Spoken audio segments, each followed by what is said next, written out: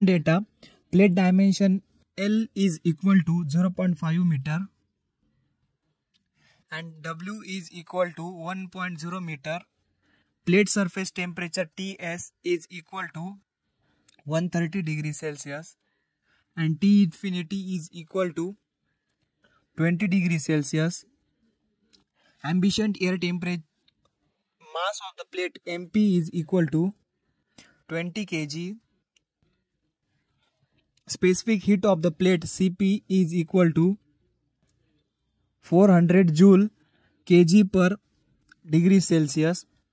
And properties of air, thermal conductivity K is equal to 0.029 watt per meter degree Celsius, and kinematic viscosity V is equal to 19.1 into 10 raised to minus 6 meter square per second, and Prandtl number PR is equal to 0.7 and Nusselt number Nu is equal to 0.59 multiply by GR PR raised to 1/4.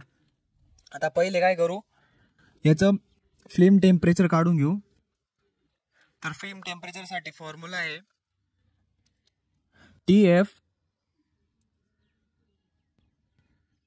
TF is equal to TS minus T infinity divided by 2 is equal to TS आहे आपला 130 plus T infinity आहे 20 divided by 2 is equal to, तर TF भेटला आपल्याला 75 degree Celsius.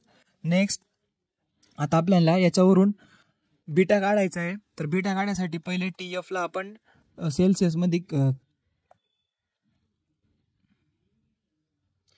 Kelvin मध्ये convert करून घेऊ. तर 75 plus 273 is equal to 348 kelvin.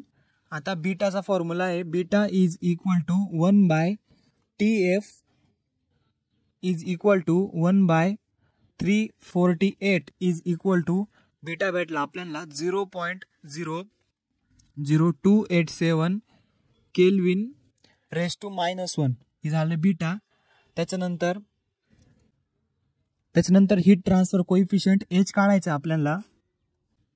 तर H साठी पहिले आपल्याला ग्रेशॉफ्स नंबर आणि नेसॉल्ट नंबर काढावा लागेल. पहिले आपण ग्रेशॉफ्स नंबर काढू. Gravity G multiply by beta multiply by TS minus T infinity multiply by लेंथचा क्यूब डिवाइड बाय कायनेमॅटिक विस्कोसिटीचा स्क्वेअर.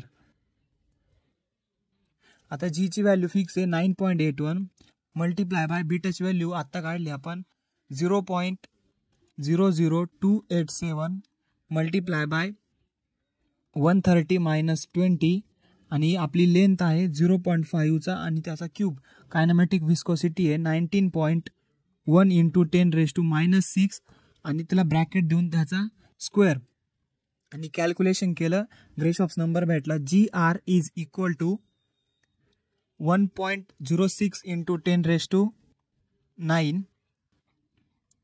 आता नेक्स्ट आहे नेसॉल्ट नंबर. नेसॉल्ट नंबरचं कोरिलेशन दिलेलं आहे NU is equal to 0.59 multiply by GR multiply by PR raise to 1/4.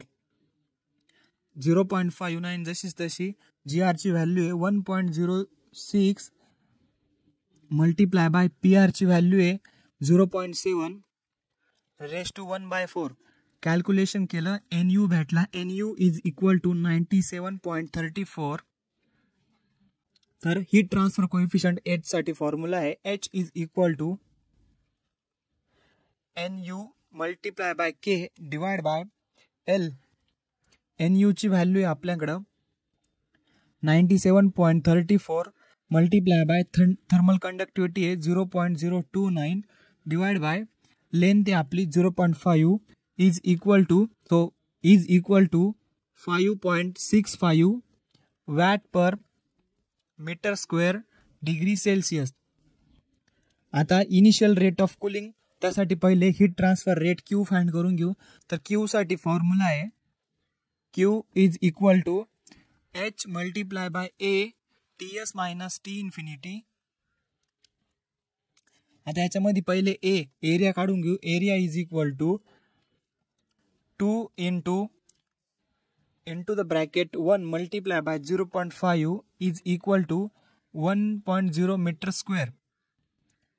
So h ची value आपल्याकडं 5.56 multiplied by area 1.0 into the bracket t is 130 minus t infinity is 20.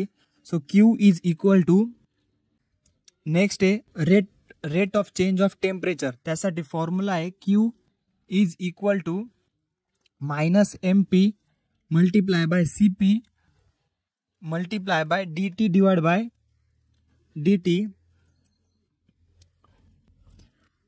आता इथं Q काय heat transfer rate आहे, MP काय mass of the plate आहे आणि CP काय specific heat of the plate आणि dt डिवाइड बाय dt किंवा डॅबा टी काय रेट ऑफ कुलिंग आणि त्याचं युनिट काय degree Celsius per second.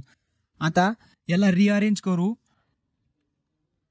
डॅबा T is equal to minus Q divided by MP multiply by CP of the plate.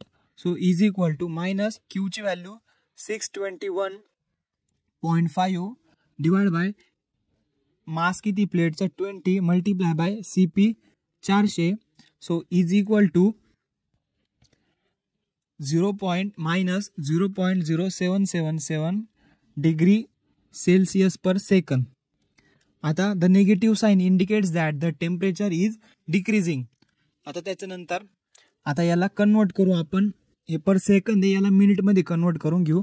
मग rate of